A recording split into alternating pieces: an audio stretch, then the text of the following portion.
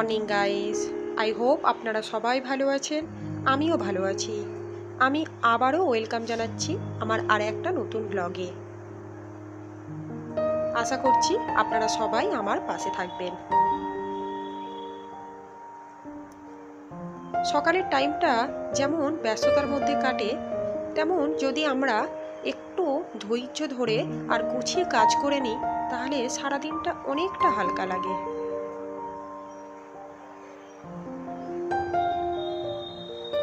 রোজকার মতোই আমার সকালের রুটিন থাকে, প্রথমে কিচেন রুমে যাওয়া, মেয়ের জন্য টিফিন বানানো, তারপর অন্য কাজ করা। আমার মেয়ের সারা সপ্তাহে স্কুল থাকে, basically second Saturday and fourth Saturday ছুটি হয়। সারা সপ্তাহ সকাল থেকে উঠেই যে রান্নার কাজে লেগে যায়, সেটা এতটাই অভ্যাসে দাঁড়িয়ে গেছে যে সানডে এলেও মনে হয় যে সোজা কিচেন রুমে যেতে হবে। আসলে মানুষ অভ্যাসের দূর, তাই না?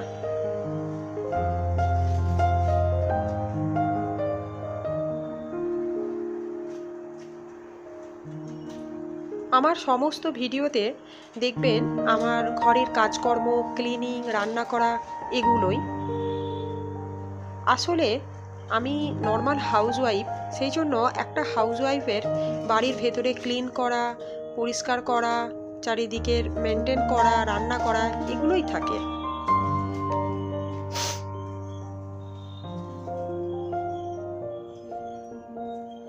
সকালের দিকে এতটাই ব্যস্ত থাকি, মেয়েকে স্কুল পাঠানো থেকে মেয়েকে খাওয়ানো, মেয়েকে রেডি করা, সেই জন্য সকালে একদম নিজের জন্য টাইম বের করতে পারি না।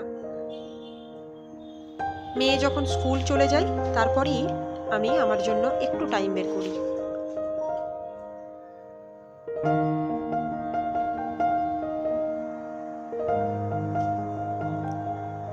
আমি সকালের দিকে দুধ চাই সাধারণত খেয়ে থাকি, তবে এটা ঠিক নয়, কিন্তু দুধ চাটা আমার এতটাই ফেভারেট, আমি ওখান থেকে একদমই বেরিয়ে আসতে পারছি না। তবে চেষ্টা করব দুধ চা না খাওয়ার। আমি চা খেয়ে সোজা কিচেন রুমে চলে এসেছি দুপুরে রান্নার প্রিপারেশনে।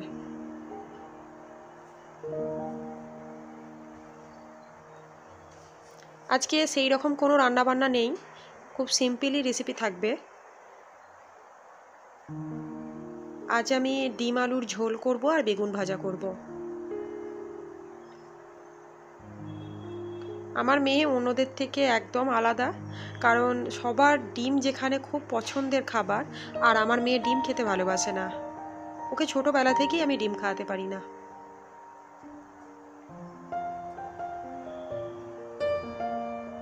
আমাদের হাউসওয়াইফদের সারা দিনই খুঁটিনাটি কিছু কাজ লেগেই থাকে, আর সারা দিন কেটে যায় আমাদের কাজের মাধ্যমে।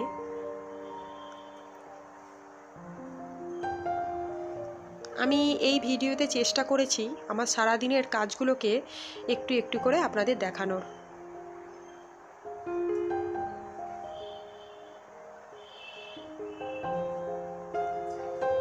আমার দুপুরের রান্না হয়ে গেছে, তারপর আমি এই থালা বাসনগুলো মেজে নিচ্ছি।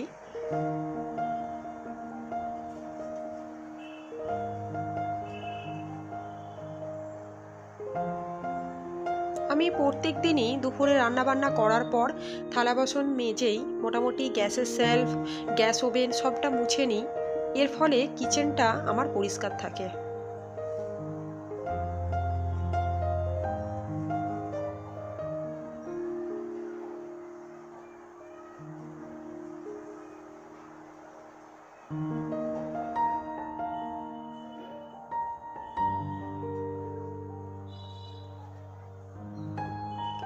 আর আমি সেলফ, গ্যাস ওভেন মোছার জন্য যে কাপড়গুলো ইউজ করি, সেগুলো আমি এরকম সিঙেতে ধুয়ে নিই, ভালো করে ধুয়ে আমার জানালাতেই মেলে দিই, কারণ আমার জানালাতে এতটাই রোদ আসে যে কাপড়গুলো কিছুক্ষণের মধ্যেই শুকিয়ে যায়।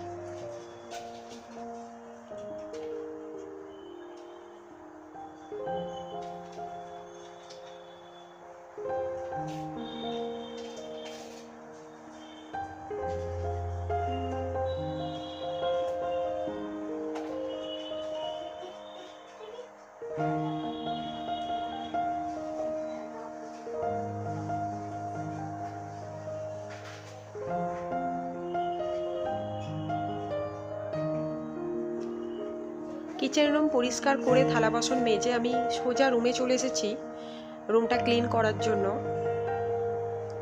আমি প্রত্যেক দিনই আমার রুমকে ডিপ ক্লিন করি, এর ফলে রুমটাও আমার পরিষ্কার থাকে। আসলে কথা কি জানেন, চারদিক যদি আমাদের পরিষ্কার পরিচ্ছন্ন থাকে তাহলে আমাদের শরীর, আমাদের মন সবটাই ভালো থাকে, তাই না? সেই জন্য আমি চেষ্টা করি প্রত্যেক দিন আমার কিচেন রুম, আমার রুম পরিষ্কার রাখার। এই গাছটা দেখছেন, এই গাছটা কোনো কাপড় বা অন্য কিছুর নয়, এটা তালপাতার।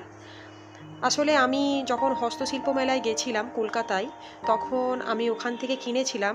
আমাকে এইসব জিনিসগুলো এতটাই ভালো লাগে যে আমি কোথাও না কোথাও পেলেই আমি কিনে নিয়ে চলে আসি।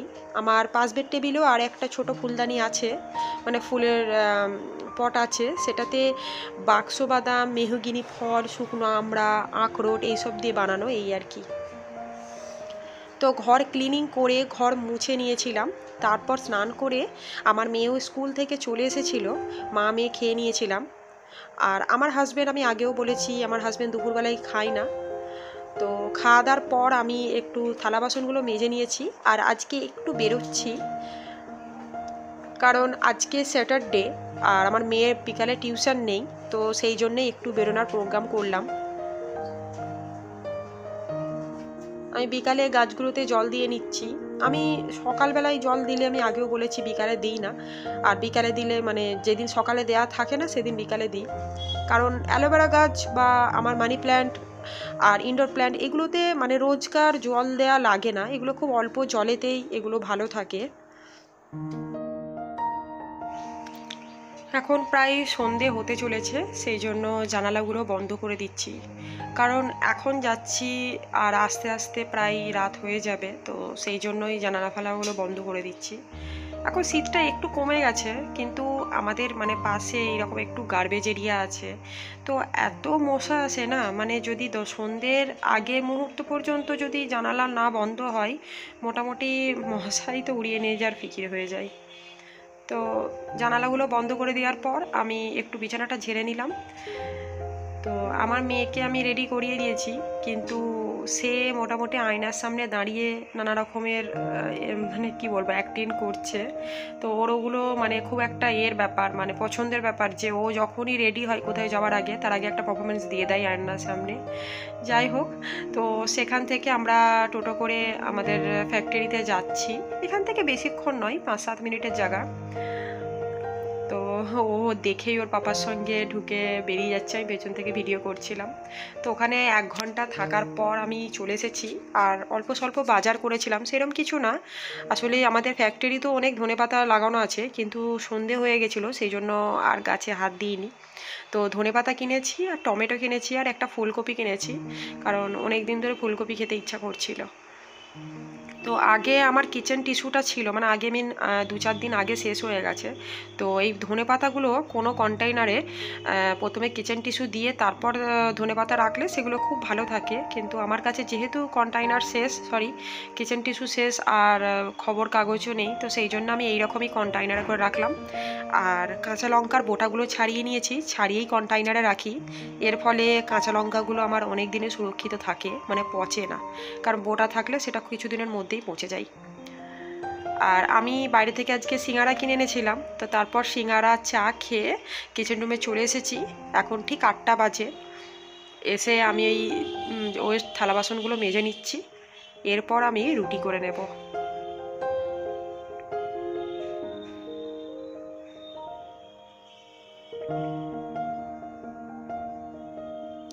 সারাদিনে আমাদের অনেক কাজ থাকে, মানে কাজের শেষ থাকে না। তবে এই 7-8 মিনিটের বা 10 মিনিটের ভিডিওতে এতটা দেখানো যায় না, তো সেই জন্য আমি মোটামুটি কেটে কুটে দেখানোর চেষ্টা করেছি আমার সারাদিনের রুটিন। আমি আবারও একবার বলছি, আপনাদের যদি সত্যি ভালো লেগে থাকে তাহলে প্লিজ ভিডিওতে একটা লাইক করবেন, আর আমার চ্যানেলকে সাবস্ক্রাইব করবেন। আমি রুটি সবসময় গরম জলেই মাখি, কারণ এর ফলে রুটিটা খুব নরম হয় আর অনেকক্ষণ পর্যন্ত নরম থাকে।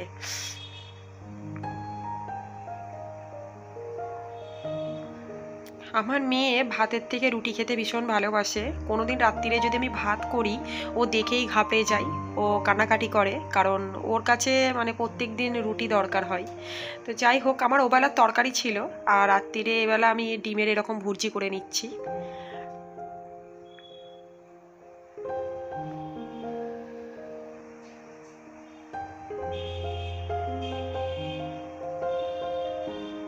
আমি আটাটা মেখে একটু রেখে দিয়েছিলাম, তারপর ডিমের ভুর্জিটা করে নিয়েছি। এবার আমি রুটিটা করে নেব।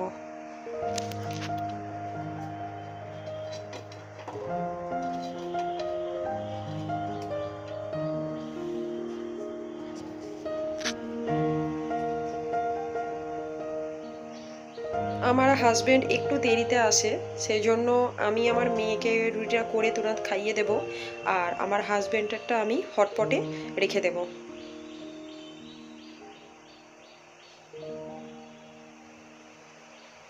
আমি প্রথমে আমার মেয়েকে খাইয়ে দিই, তারপর আমার হাজবেন্ড এলে আমার হাজবেন্ডের সঙ্গে আমি খাই। আমার রুটি হয়ে গেছে, তো আমি একটু গ্যাসের ওভেন আর সেলফগুলো ক্লিন করে নিলাম। করে নিয়ে আমি রুমে এসেছি। আমি রুমটা পরিষ্কার করে রেখেছিলাম, তারপর আবার এসে দেখছি বিছানার ওপর এইরকম খেলনা নিয়ে আমার মেয়ে খেলেছে। তো যাই হোক, সেগুলো ক্লিন করার পর আমি একটু টিভি দেখছি। তো টিভি দেখে আমি কিছুক্ষণ পর কিচেন রুমে এসেছি। আমার মেয়েকে খাইয়ে দেব, কারণ এখন ঠিক 9টা বাজে। আর যেহেতু ও ছোট, সেই জন্য ওকে চেষ্টা করি একটু তাড়াতাড়ি খাইয়ে দেওয়ার। তারপর আমার হাজবেন্ড একটু দেরি করে আসে, আর আমাকে বলে যে তুমি খেয়ে নেবে, আমার দেরি হয়, তুমি ওয়েট করবে না। আসলে সারাদিন একা থাকি, আর দুপুরের খাওয়াটা একা হয়, তো রাত্রিরে একদমই ইচ্ছা করে না যে একা খাবার। সেই জন্যেই যত রাতি ওর হোক, আমি ওর জন্য অপেক্ষা করে থাকি। তো ও চলে এসেছিল, তারপর আমরা দুজনে খেয়ে আমি সোজা কিচেন রুমে চলে এসেছি থালা বাসনগুলো মেজে নেওয়ার। আর আমি প্রত্যেক দিনই চেষ্টা করি যে খাওয়া দাওয়ার পর এইরকম থালা বাসন মেজে সিঙ্ক স্যাল্ফ সব মানে পরিষ্কার করে তারপরে শুতে যাওয়ার। এর ফলে সকালে আর চাপ থাকে না। চলুন, বাই বাই, টেক কেয়ার।